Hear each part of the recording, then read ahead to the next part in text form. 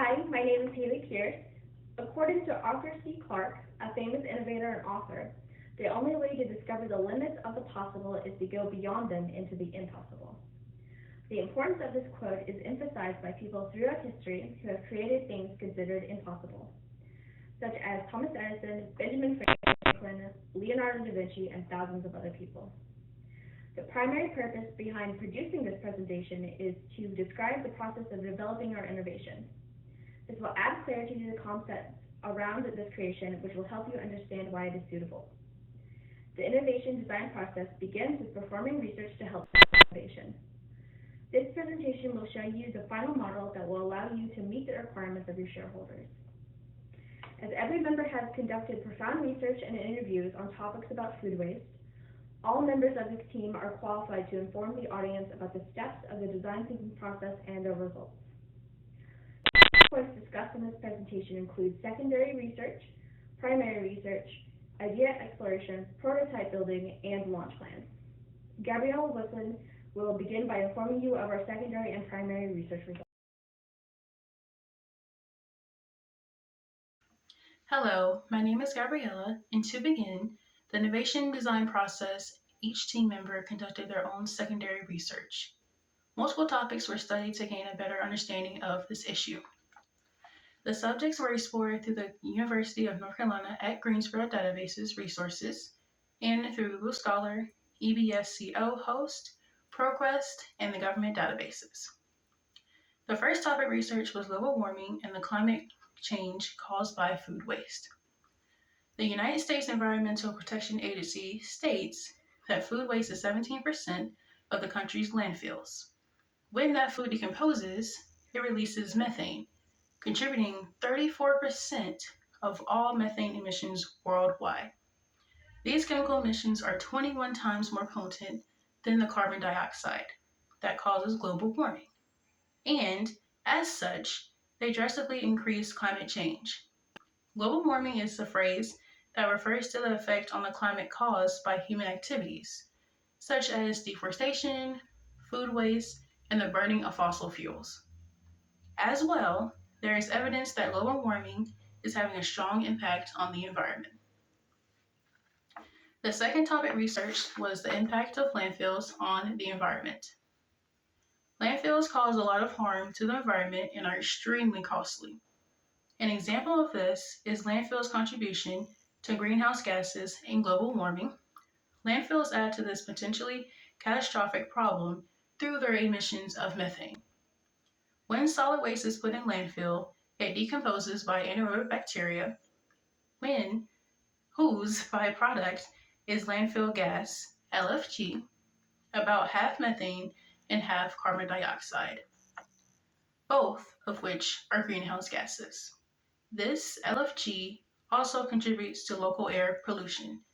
Methane can produce explosions, and some other gases are known or suspected carcinogens. The third topic researched was destruction of land caused by food waste. Due to the increase in the human population, there is a high demand for food. In addition to producing more food, we need more land. As a result, we are forced to cut forest trees to convert the land for food production. By destroying the forest, we are destroying the natural habitats of birds, fish, and mammals, and also increasing deforestation. About two-thirds of the wildlife population has declined in the last 50 years. The fourth topic researched was overfarming's effect on the water table. Over the past 100 years, the water tables within the United States have shown a steady and rapid decline due to the lack of regulation until recent years. The Department of Agriculture has found that an estimated 30 to 40% of food is allowed to go to waste and thrown away without being consumed. Many things have contributed to a falling water table, with agriculture being the highest demands. With an ever-growing population, the demand for our aquifers have been slowly increasing with the need for fresh drinking water and the need to water crops in order to feed the population. As this population increases, food population must also increase to meet the demand of food waste grows at a similar rate as a result. The fifth topic researched was environmental toxicity. According to recent findings in the research, the United States has increased the amount of methane emissions. This is very concerning because of microbiological growth, which is caused by food waste. The chances of pathogenic vectors are now higher because of this. Increasing the chances of pathogenic vectors leads to a larger risk for parasites in new foods. And now, Haley will continue with the sixth topic.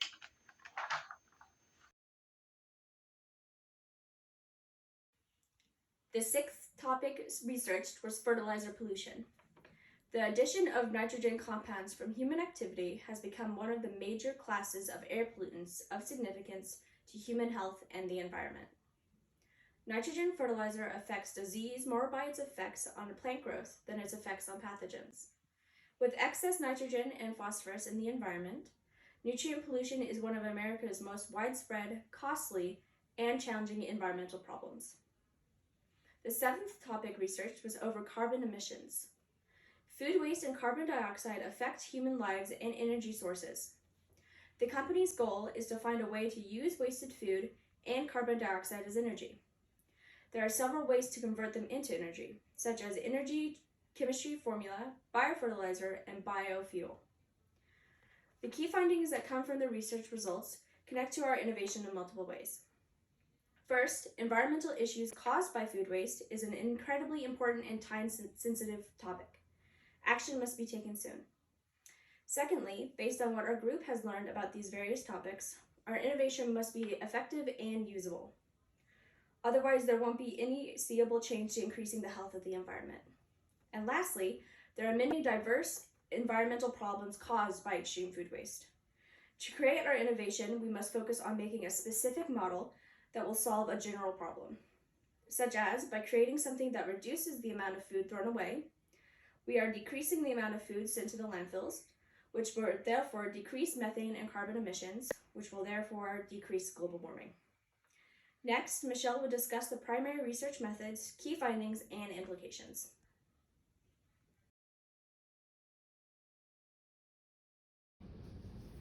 Interview number 1 was with Sean McKins, a sustainability specialist who was excited to see that various students were interested in this matter.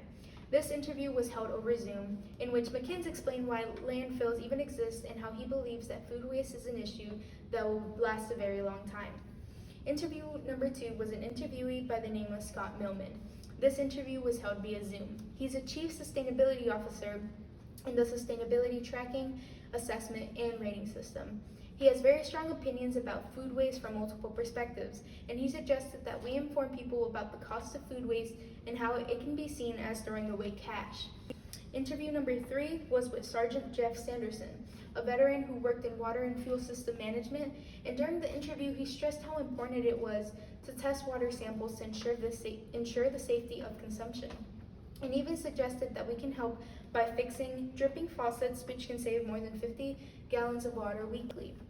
Interview number 4 was with Sean McKins, who was interviewed again by another research analyst. He mentioned that the best ways to stop food waste would be to reduce deforestation, land population, livestock farm, and carbon footprint.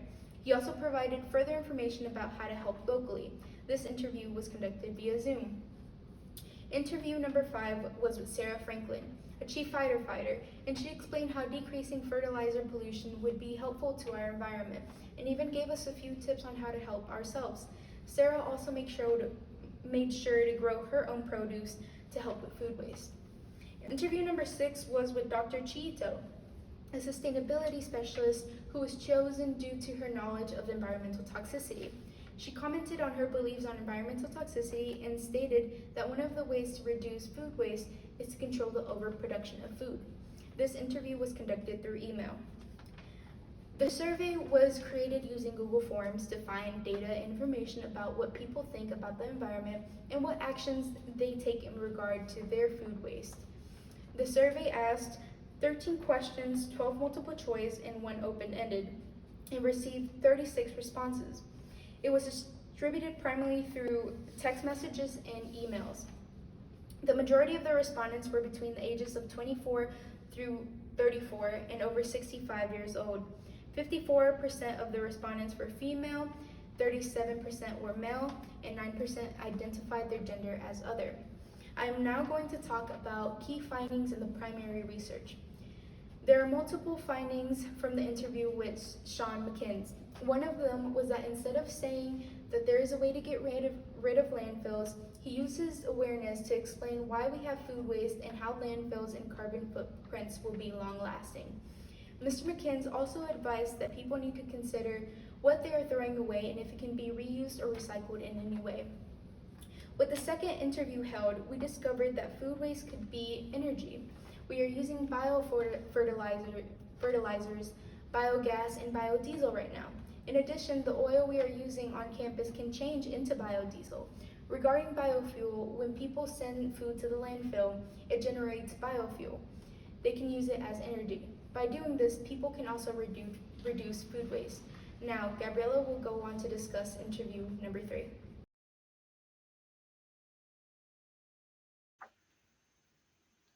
Interviewing Tech Sergeant Sanderson showed the need for cooperation between different areas, whether it's treatment plants or local farmers. The importance of monitoring water levels and how much each well draws is necessary in order to allow time for the aquifers to replenish themselves.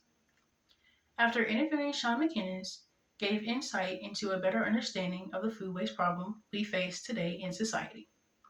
He informed us that there are numerous ways to stop landfills. He advises that schools and universities need to educate students about the importance of disposing of food waste and recycling.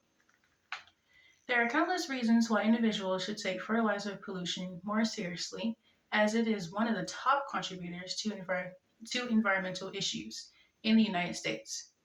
Fertilizers negatively affect the growth of crops on land and aquatic plants and animals in America's waterways. Excess nitrogen and phosphorus in water that we drink and the air that we breathe causes a significant impact on the environment, the economy, and human health. Based on the interview conducted, we get a better understanding of how important avoiding overproduction would be beneficial to reducing food waste. Dr. Chidio expresses how there is no toxic-free environment and explains that we are at risk at harming our water resources due to the pollution of synthetic fertilizers. The only drastic change we must begin to do is implement environmental policies. According to the results of the survey data, 14% of the respondents said they toss out more food than they would like. 6% stated that their household puts 6 or more bags in the garbage a week.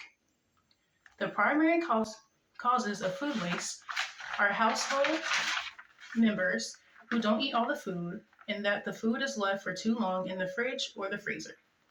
56% said that they were willing to adjust their ways of living to pollution. Now to the implications of the key findings. The implications of the key findings include the following. The first interview, the implications that were found were that the complete elimination of the use of landfills and carbon footprint is not achievable in this lifetime. We cannot achieve this because of billions of people who do not know how to reduce waste, and instead they add to it. Most countries try to reduce their waste by incineration, but that ends up being waste as well.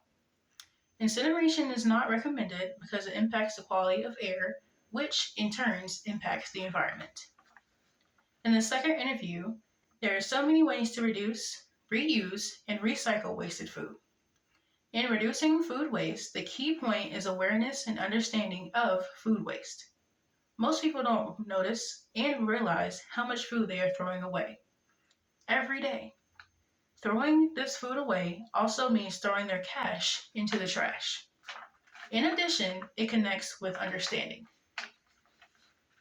In the third interview, the need to monitor the usage and consumption of water is necessary in order to protect our dwindling resources. Tech Sergeant Sanderson stressed the need to monitor not only use but weather patterns so as to determine the stress being placed on our aquifers. It's clear that reducing one's own water use can help relieve the stress placed through the water treatment plants, but also reducing the amount of food one wastes will reduce for the need of larger farms. In the fourth interview, as the human population continues to increase, we do not have enough land to keep growing food production. So, we must destroy forests to create more land to grow more food production. I thought that it was a good idea to burn trash bags, but Sean McInnes explained that burning trash is not a good alternative. There aren't any alternatives or solutions to get rid of landfills and their carbon footprints.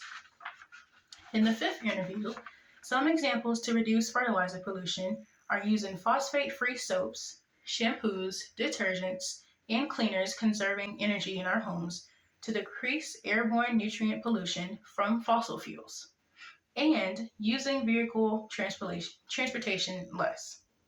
Another easy but huge impact way to contribute to reduce these pollutants is minimizing your food waste. In the sixth interview, ways mentioned that would be beneficial to controlling overproduction would be to create new policies that would not incentivize our overproduction. Chideo expresses how she cannot envision herself living in a toxic-free environment, given the levels of toxicity that we revolve around within our homes, from carpets to the utensils that we utilize. We are also at high risk of straining our water resources by using synthetic fertilizers, which are increasing greenhouse gas emissions. Harsh policy changes will help see the light of new change, especially since our system prefers profit and not environmental protection, since it can be very pricey. Next, Cody will describe the ideation process and its elements.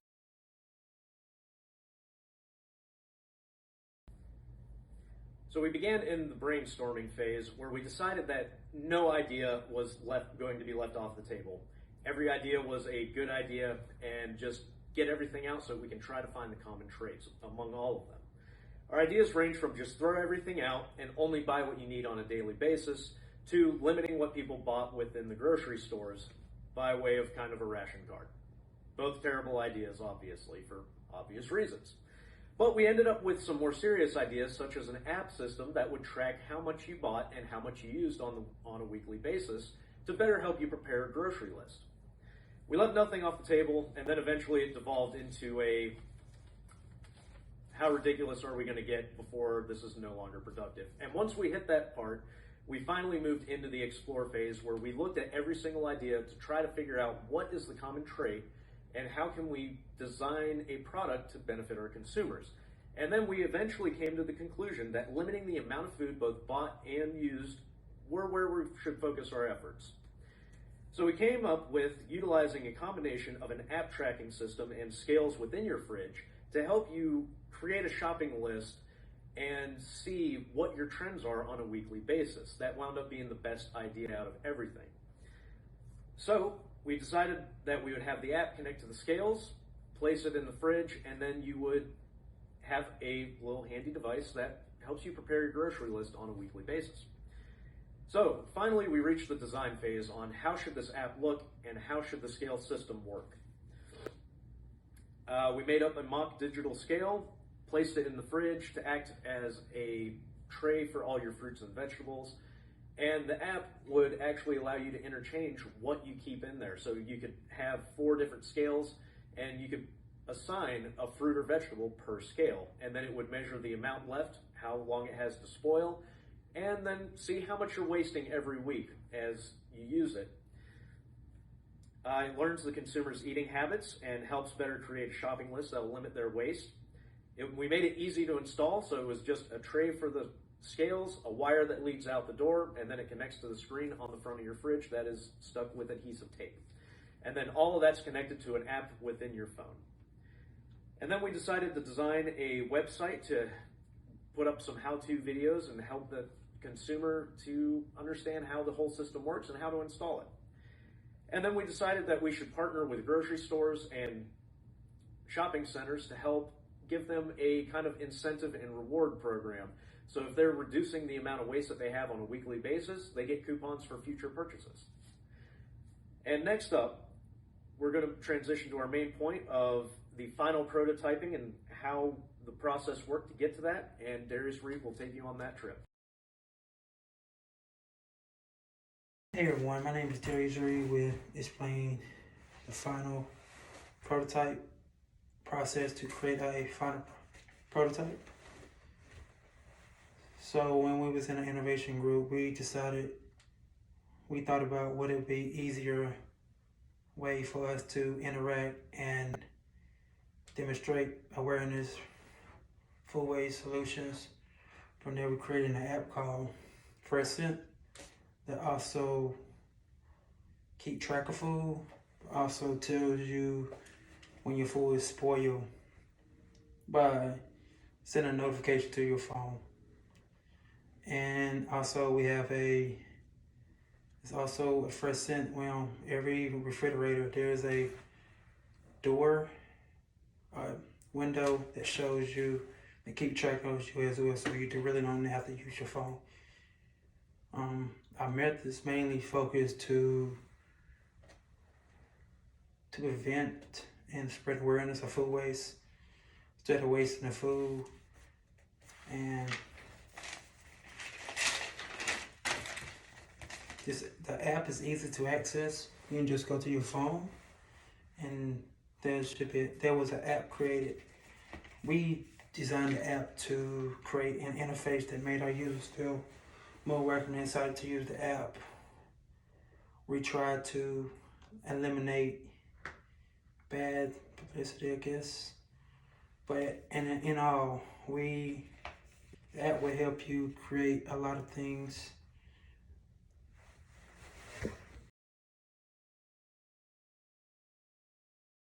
Hi, my name is Dahai. Lastly, I will discuss the launch plan, which includes the marketing analysis and the suggestions for the innovation.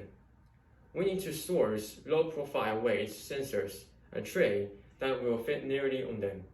A water-resistant screen will be required on the door of the fridge to ensure easy cleanup and less likelihood of damage during use.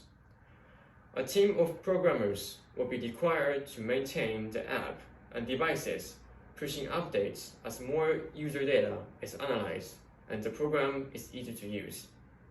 In time frame, we will require no less than 60 days of fabrication and 30 days of shipping for units to start arriving in the country. A 90 to 120 days window will be required to ensure proper testing, building, and shipping of the Freshing Sense units. We will utilize social media advertisements on YouTube, cable, social media, and in-store demonstrations. And we should try to partner with big applicants, companies like Samsung, LG, GE applicants, and others. We are also going to sell them in big box stores such as Walmart, Target, Home Depot, and Best Buy.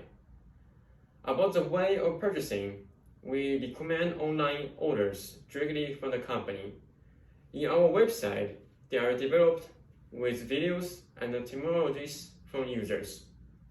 Price is the most important factor. We have two models. For the base model with no sensors or trays, it just starts with $80 per unit. A full set sensors, cables, tray, and full application support cost only $150.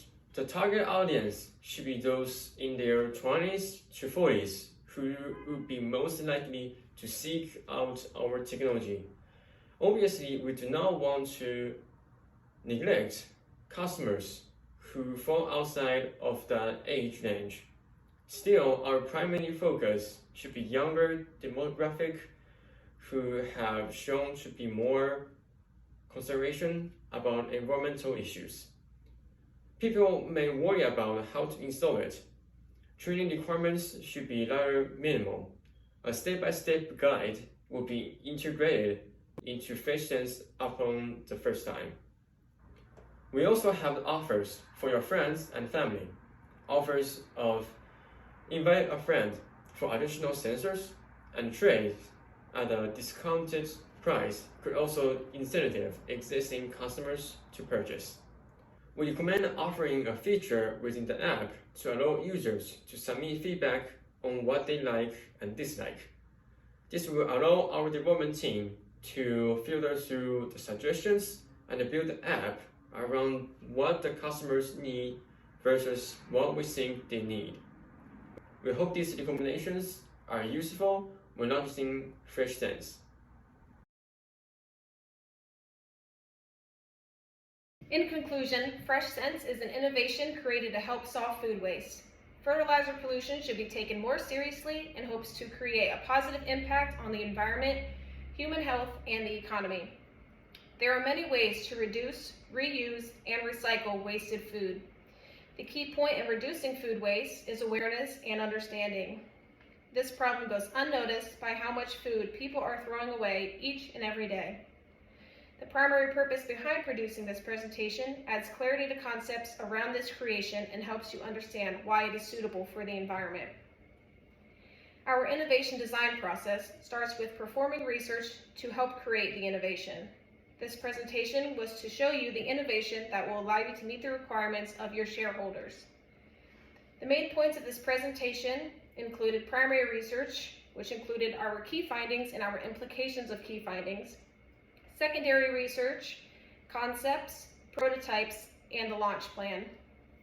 The purpose of this presentation was to describe the process of creating FreshSense so that it would show this innovation is suitable and effective for reducing food and saving the environment. Our group hopes this presentation was informative. Thank you for your time. If you have any questions or are interested in any further information, please feel free to ask. If you have any questions at a later date, our phone number is 336-889-3222, and our email is contact@theinnovators.com. Thank you.